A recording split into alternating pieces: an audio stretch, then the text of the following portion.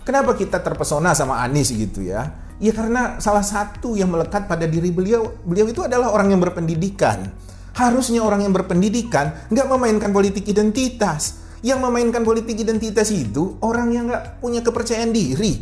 Orang yang tidak punya hal-hal lain yang bisa dia jual. Kecuali identitas itu. Kan memalukan itu kalau sudah sampai seperti itu. Kenapa Anies tidak bicara tentang prestasi-prestasi dia? Kenapa Anies tidak bicara tentang komitmen-komitmen dia?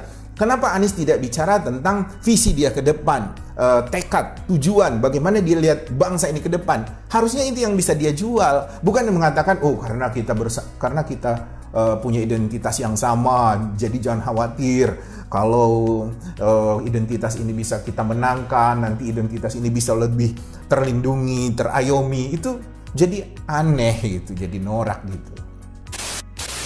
Politik identitas itu hampir di mana-mana itu tidak pernah laku.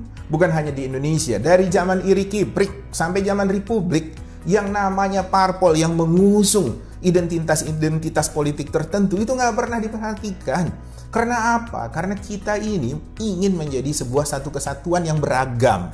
Bukan satu kesatuan yang diwarnai satu kelompok mayoritas atau kelompok tertentu, kemudian dia mendominasi kehidupan kita. Nggak mau kita gitu.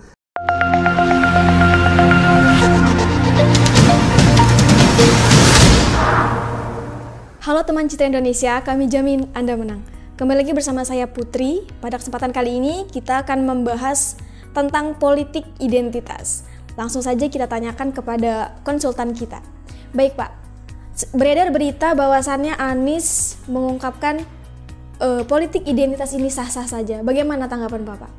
Ya, saya juga cukup terkejut ketika Anies berani secara terbuka mendeklar bahwa politik identitas itu sah-sah saja. Sebelumnya juga selain dari pemberitaan ini, saya mendengar wawancara Anies di televisi di Australia mengatakan hal yang sama. Kemudian juga di Partai Umat, Pak Amin Rais juga mengatakan hal yang sama gitu. Nah, balik ke Anies, beliau mengatakan bahwa apa salahnya kalau memang saya Muslim, saya berkampanye dengan identitas kemusliman saya. Kemudian dia membandingkan dengan ketika ada kandidat perempuan misalnya. Dia mengatakan bahwa dia mengeksploitasi dukungan perempuan gitu. Nah, bagi saya kalau pandangannya seperti itu secara logika sepertinya bisa diterima. Tapi sebenarnya itu salah secara fundamental demokrasi, terutama dalam konteks keindonesiaan kita. Nah, selama ini kan begini Putri, kita seringkali didengung-dengungkan untuk tidak membawa-bawa sara. Apa itu sara? Suku, agama, ras, dan antar golongan.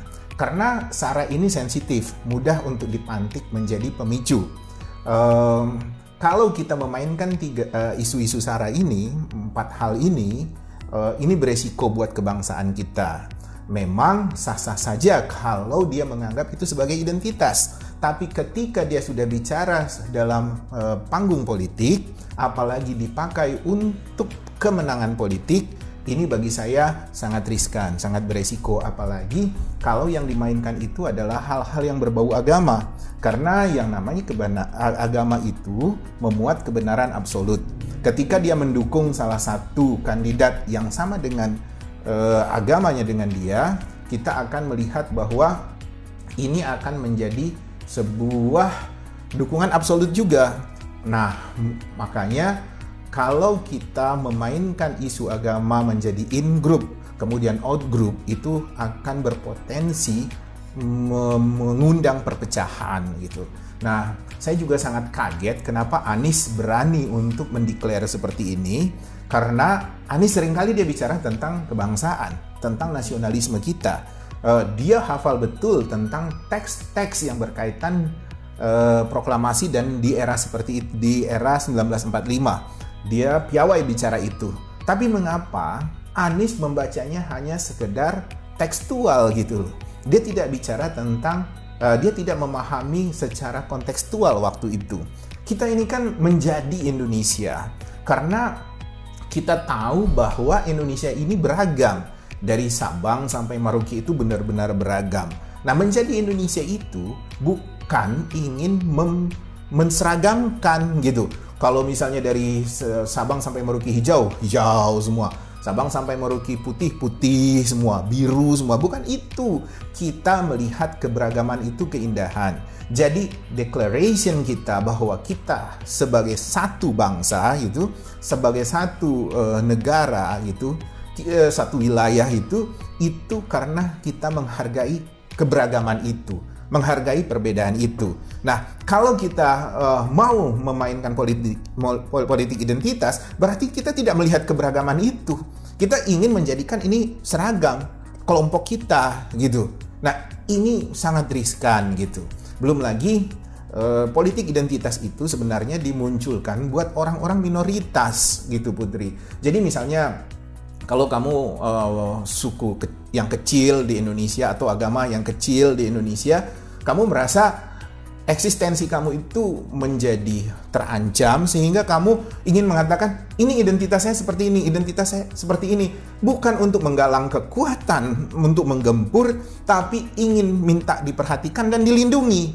Nah, kalau misalnya identitas Anies Baswedan sebagai Muslim yang merupakan mayoritas di Indonesia, kemudian dia merasa terancam, ini agak aneh dan agak unik itu. Itu yang satu yang harus dipertanyakan, apakah umat Islam di Indonesia yang mayoritas itu merasa terancam sehingga membutuhkan sebuah figur untuk menjaga eksistensi mereka. Bagi saya ini berlebihan, ya. Bukan hanya dalam praktek sosial, bukan hanya dalam praktek politik, tapi dari konstitusi kita aja yang kecil aja kita jagain. Masa mayoritas merasa terancam, kan begitu.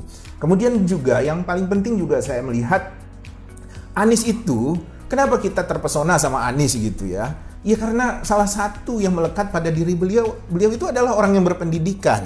Harusnya orang yang berpendidikan nggak memainkan politik identitas. Yang memainkan politik identitas itu orang yang nggak punya kepercayaan diri. Orang yang tidak punya hal-hal lain yang bisa dia jual. Kecuali identitas itu. Kan memalukan itu kalau sudah sampai seperti itu. Kenapa Anies tidak bicara tentang prestasi-prestasi dia? Kenapa Anies tidak bicara tentang komitmen dia? Kenapa Anies tidak bicara tentang visi dia ke depan, tekad, tujuan, bagaimana dia lihat bangsa ini ke depan? Harusnya itu yang bisa dia jual, bukan mengatakan karena kita punya identitas yang sama, jadi jangan khawatir. Kalau identitas ini bisa kita menangkan, nanti identitas ini bisa lebih terlindungi, terayomi. Itu jadi aneh gitu, jadi norak gitu. Ya Pak, kemudian bagaimana politik identitas mempengaruhi kebijakan politik dan pemilihan umum? Ya begini loh, politik identitas itu hampir di mana-mana itu tidak pernah laku.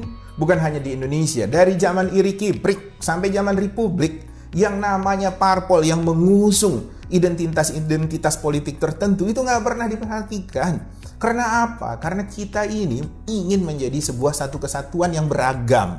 Bukan satu kesatuan yang diwarnai satu kelompok mayoritas atau kelompok tertentu, kemudian dia mendominasi kehidupan kita. Nggak mau kita gitu. Di luar negeri, Pauline Hanson ngomongin tentang bagaimana orang kulit putih harus bisa menjadi warga negara di rumahnya sendiri gitu. Karena dia mau mengambil sentimen kulit putih terhadap imigran, terhadap aborigin segala macam. Dia malah dimaki-maki sama warga Australia. Pendukungnya ada memang 3% gitu-gitu deh. Itu kan orang-orang yang frustasi semua itu gitu. Masa ada tokoh besar, ada tokoh pengen jadi presiden di Indonesia, pingin mengidentifikasikan dirinya seperti Pauline Hanson gitu. Norak gitu. Dan di Eropa, di negara-negara Eropa itu ada juga yang menghembus-hembuskan sentimen identitas semacam ini. Pendukungnya tetap ada, tapi kecil gitu. Karena mereka, mayoritas bangsa kita, masyarakat, setiap negara lah, dia tahu tentang konstitusi itu. Mereka tahu bagaimana menjadi sebagai sebuah bangsa, menjadi sebuah negara itu. Nah, jadi saya rasa itu tidak akan pernah bisa efektif lah. Tidak akan bisa efektif itu. Dalam proses kita menjadi, dalam transisi kematangan politik kita sebagai sebuah bangsa, dalam proses kita belajar memaknai keindonesiaan kita, dalam proses kita belajar menginternalisasikan proklamasi itu dan konstitusi kita. Tapi kan lama-lama orang tahu bahwa begini loh sebenarnya yang ingin dibangun di Indonesia ini. secara politik, secara sosial, secara budaya, dan termasuk secara agama juga. Jadi jangan pernah kita memainkan yang seperti itu.